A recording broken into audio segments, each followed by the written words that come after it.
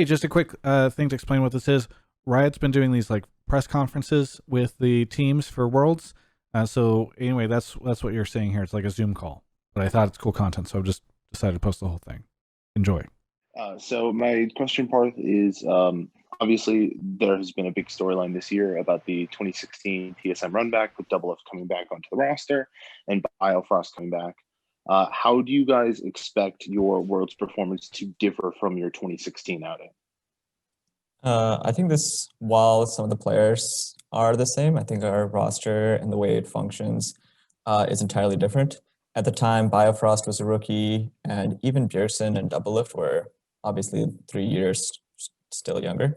And so this year, they have like a lot more veteran experience in terms of like their attitude towards practice, what they think their focus should be. And we have kind of our rookies or younger players in Broken Blade and Spica.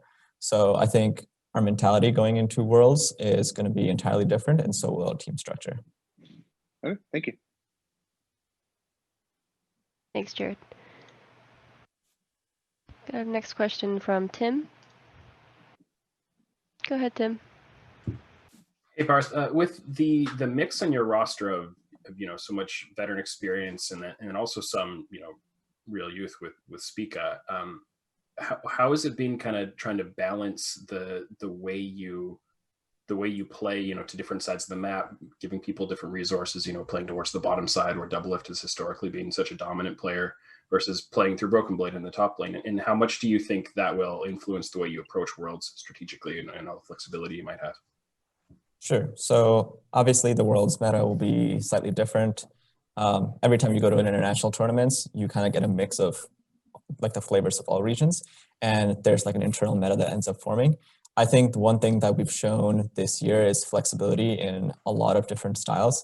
We may not have like one clear identity in how FlyQuest or TL plays, but we have the flexibility to take on multiple roles in terms of having your mid lane carry, your jungle carry, your top lane carry, and even our bot lane carry. If you look back through this entirety of the split and even playoffs, all of our players, when needed to, have been able to step up. So I just see that our flexibility is our biggest strength compared to the other North American teams approaching Worlds. Thanks. Thank you.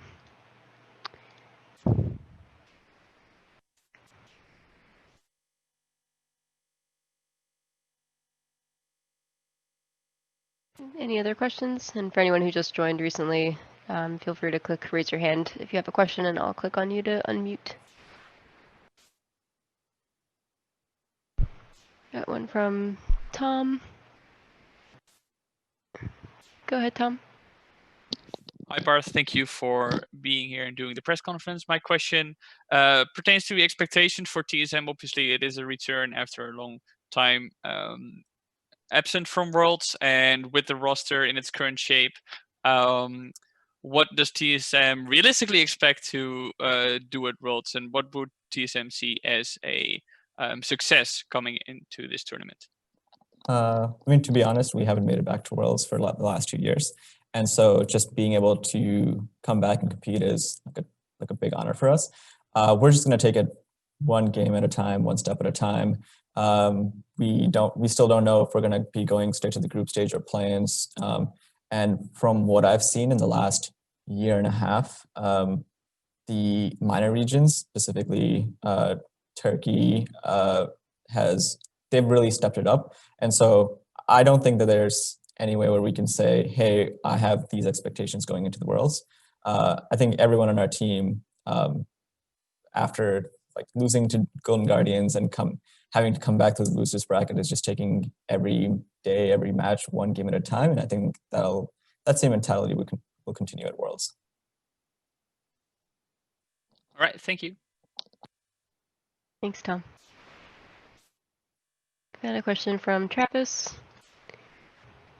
Go ahead, Travis. Hey, Parth. Is there anything that TSM is doing to help support the players as they go into 14 days of quarantine all alone?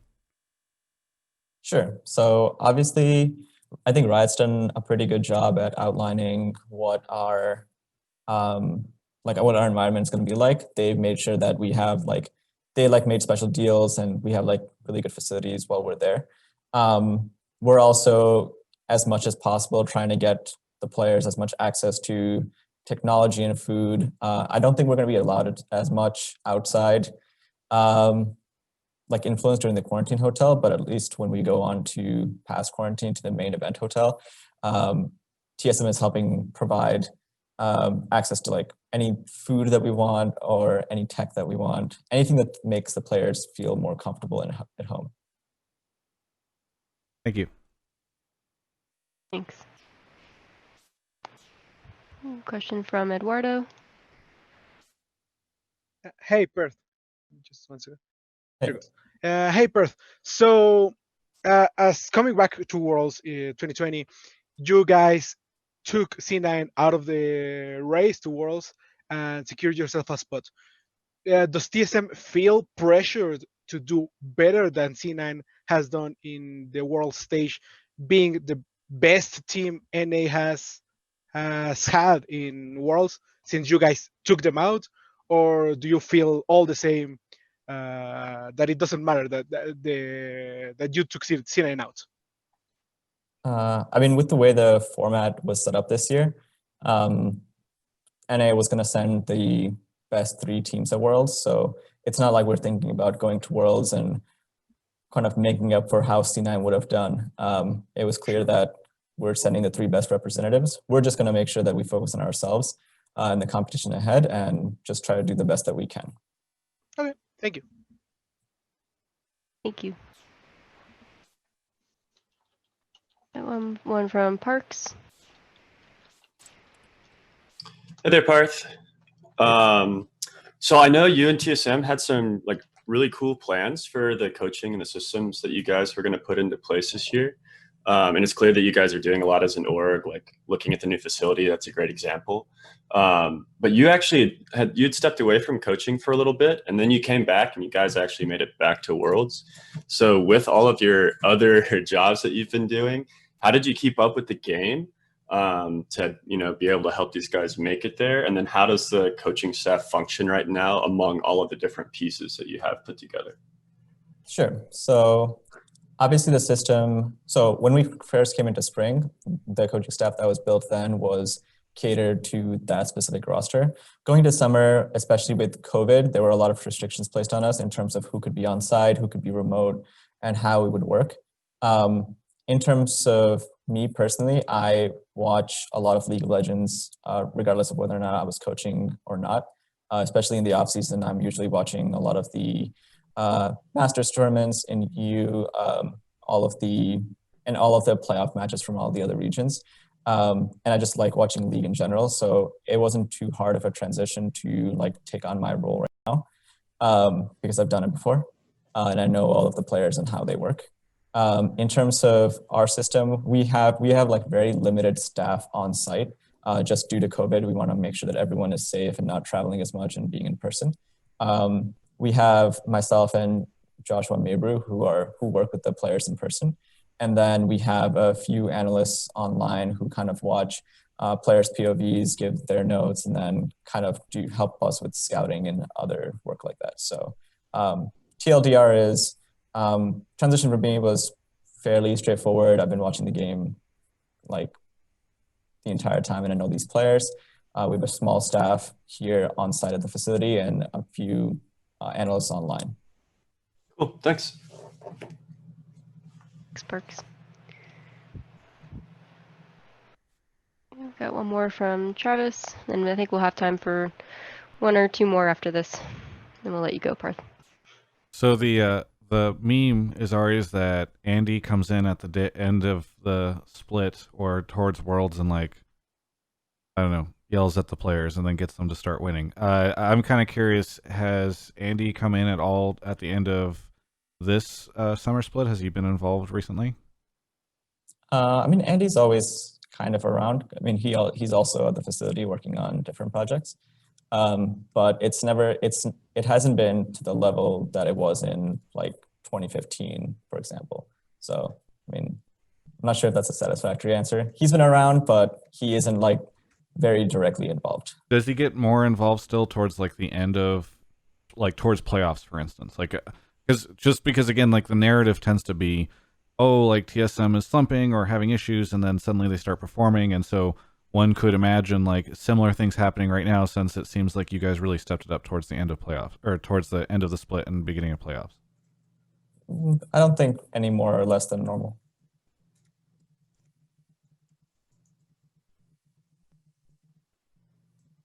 Cool. Thank you.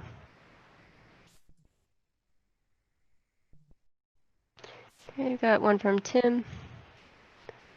One of the big topics in North America for a while has been, talent development, domestic players, and Spica seems to be a really great example of somebody that you guys have brought up and stuck with through the split, and has really shown really drastic improvement, especially as you've kind of put some more resources into him, letting him play in Italy and things like that. How have you felt about TSM's ability over, especially this year, but the past 2 years, I guess, as a whole, and your kind of pipeline of helping young players come in and improve and potentially, even bring more in as the years go on? Sure. So I think since last year, 2019 is when we started our real program, and I think we've done a pretty good job. A lot of our players in our system last year have gone on to do really well this year. If you've seen Tactical, Treat's got some LCS time this year. Johnson is on Dignitas, and Spica is someone that we're currently using as our starting jungler right now. And even this year, I think we found a good balance between kind of what we expect from our rookie players to come in and learn and grow over a period of time. And we have like a set plan for them over the course of like a year or two. So I wouldn't be surprised if players from our current academy team find places in LCS teams next year. So I'm really happy with how our development program has worked. I think Peter saying works really well with young and rookie players and giving them like strong fundamentals of the game. And I'm looking forward to actually building that out even more this offseason.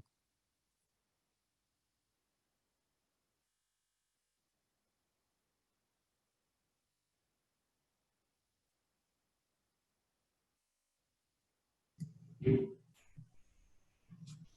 got one more from Parks. Go ahead. Hey, this is actually from one of my friends, Sue Collins, who is having mic trouble right now. So I told her I would ask her question. She wanted to know what has been the biggest challenge that you are facing, and how did you kind of work through that?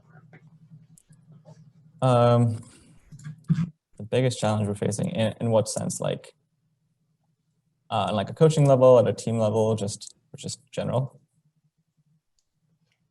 Oh no, at a team level. Okay. I'd say the biggest challenge is definitely COVID this year. And I mean, I'm sure that's the case for everyone else. We had like a very like clear plan of how we wanted our organization and the team to run this year, with like physical exercise, like PT, diet, all of the staff helping kind of work with the players in person. But all those plans kind of got thrown out due to COVID. And so just having to adapt to everything that happened this year, and then even the changes that we had to go through as a team, both in terms of roster and adaptations we had to make in face of like challenges such as C9 and TL and FlyQuest. I think adaptation has been like the hardest thing this year, and I'm kind of proud of where we've shown up. Cool, thanks. Thank you. Okay, we have one last one because we're coming up on time. Just to have the last one wrap up from Tom. Yes, hi sorry. Barth. This is with the eyes on Worlds, and you obviously going there. Just your thoughts, if TSM were to play against Rogue, what do you think the result would be? And this is both in a best of 1 scenario, but also in a best of 5 scenario. Thank you. I think, so personally, I've watched a lot of LEC this year. I think Rogue is a really, really good team. I think if we were to play right now, to be fairly honest, I think they would come out ahead. But anything that can happen in the next month and a half, we're going to have practice. The meta might change. And so I'm looking forward to that challenge if we do end up facing them. So if you play 10 times, who would win? And how many times of those 10 times? You mean at Worlds?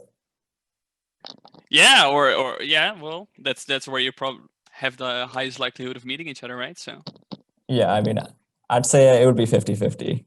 We'd go in 5, they would fit in 5, and then it would be a tie break, which we would lose because that's what always happens to us in group stage. all right, thank you very much, man. Yeah.